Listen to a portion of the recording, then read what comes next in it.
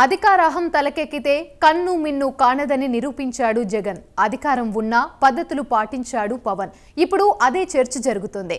నాడు సినీ ప్రముఖులను అవమానించారు జగన్. నేడు అదే సినీ ప్రముఖులకు సముచిత గౌరవం ఇచ్చారు పవన్ కళ్యాణ్.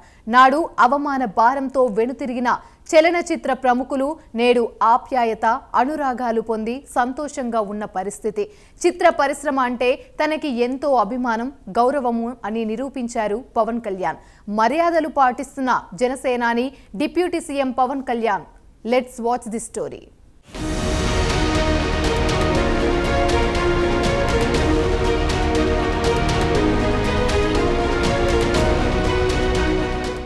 ఎంత ఉన్నా ఒదిగి ఉండాలని మంచితత్వాన్ని అలవర్చుకున్న పవన్ కళ్యాణ్ మరోసారి తన మంచితనాన్ని చాటుకున్నారు.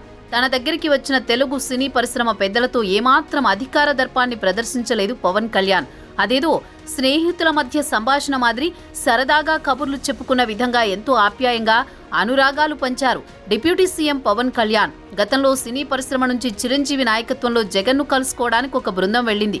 అప్పుడు జరిగిన అవమానాలు గుర్తుకు చేసుకుంటున్నారు జనాలు.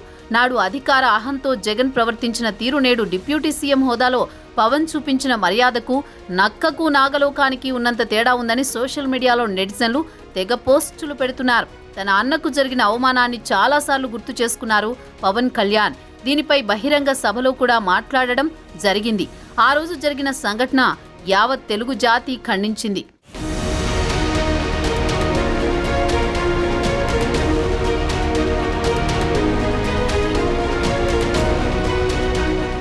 రెండు మూడేళ్ల కిందట వైఎస్ జగన్ ప్రభుత్వం దెబ్బకు టాలీవుడ్ ఎంతగా అల్లాడిపోయిందో అందరికీ బాగానే గుర్తుంది. పవన్ కళ్యాణ్ నటించిన వకీల్ సాబ్ చిత్రాన్ని టార్గెట్ చేసే క్రమంలో ఏపీ అంతటా టికెట్ల ధరలను తగ్గించారు. పవన్ కళ్యాణ్ ఆర్థిక మూలాలను దెబ్బకొట్టడానికి ఇదంతా చేశారు. రేట్ల పెంపుతో పాటు పరిశ్రమ మంచి కోసం చిరంజీవి నేతృత్వంలో ఇండస్ట్రీ పెద్దలు రకరకాల ప్రయత్నాలు చేసి చివరికి ముఖ్యమంత్రి జగన్ను కలవడానికి వెళ్లారు. అప్పుడు చిరంజీవితో పాటు ప్రభాస్, మహేష్ బాబు లాంటి స్టార్లతో నాటి సీఎం జగన్ వ్యవహరించిన తీరు తీవ్ర వివాదమయ్యింది. వాళ్ల కార్లు బయట పెట్టించి అక్కడి నుంచి నడుచుకుని తన కార్యాలయానికి వాళ్లంతా వచ్చేలా చేశారు జగన్. అంతేకాదు చిరంజీవి లాంటి లెజెండరీ పర్సనాలిటీ జగన్ కు దండం పెట్టి సమస్య తీర్చాలని అడుక్కునేలా చేయడం చాలా మందికి రుచించలేదు.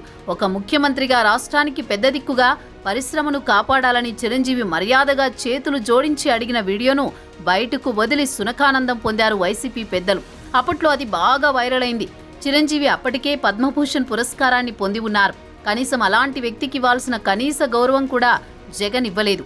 దీంతో మెగా అభిమానులు జగన్పై మండిపడ్డారు.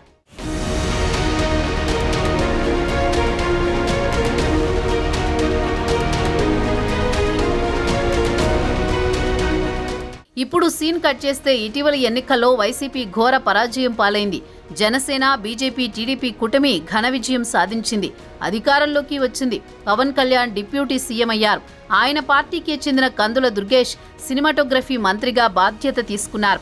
ఈ నేపథ్యంలో టాలీవుడ్ సీనియర్ నిర్మాతల బృందం పవన్ ను కలవడానికి వచ్చింది. అమరావతిలోని సచివాలయంలో ఆ బృందం పవన్ కళ్యాణ్ ను కలిసి వచ్చింది. అప్పుడు జగన్ దగ్గరికి చాలా మంది అయిష్టంగా వెళ్లారు. అన్యమస్కంగానే జగన్ ను కలిశారు. అది వారి ముఖాలు చూస్తేనే తెలిసింది. కానీ ఇప్పుడు ఇండస్ట్రీ పెద్దలు ఎంతో సంతోషంగా పవన్ దగ్గరకు వెళ్లారు. పవన్ వారికి సాదర స్వాగతం పలికారు. తమ వాడైన పవన్ తో సినీ పెద్దలు ఆత్మీయంగా సమావేశమయ్యారు. ఇండస్ట్రీ సమస్యలు పవన్ కు తెలియనివి కాదు కాబట్టి, తాను కూడా ఒకప్పుడు బాధితుడే కాబట్టి ఇక్కడి ఇబ్బందుల పట్ల సానుకూలంగా స్పందించి ఇండస్ట్రీకి మేలు చేసే నిర్ణయాలు ఈ ప్రభుత్వంలో తీసుకునేలా చర్యలు తీసుకుంటానని భరోసా ఇచ్చారు. అధికారం ఉన్నా ఎక్కడా దర్పాన్ని చూపని పవన్ కళ్యాణ్ను చూసి వెళ్లిన వారు సైతం ఆశ్చర్యపోయారు.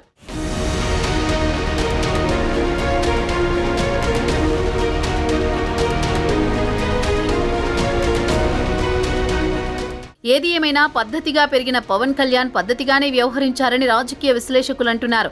మొదటి నుంచి భూస్వామ్య భావజాలంతో పెరిగిన జగన్ తన అహాన్ని చూపాడని అంటున్నారు. సినిమాల్లో చిన్నా పెద్ద తేడా లేదంటూ వెటకారంగా నాటి మంత్రి పేర్ని నాని వ్యాఖ్యలు కూడా ఈ సందర్భంగా గుర్తుకు చేసుకున్నారు మెగా అభిమానులు. కేవలం పవన్ కళ్యాణ్ సినిమాలను టార్గెట్ చేసి పేర్ని నాని మాట్లాడిన మాటలు వివాదం కూడా అయ్యాయి. అధికారం ఉంది కదా అని ఇష్టానుసారం ప్రవర్తిస్తే ప్రజలు కర్రు కాల్చి వాత పెడతారని జగన్కు ఇప్పటికైనా తెలిసి రావాలని రాజకీయ పరిశీలకులు చెబుతున్నారు. ఆ రోజు అవమానానికి గురైన చిరంజీవి పద్మ విభూషణుడు అయ్యారు. అదే అహం ప్రదర్శించిన జగన్ అధికారం కోల్పోవడమే కాదు, కనీసం ప్రతిపక్ష హోదా కూడా దక్కకుండా పోయారు.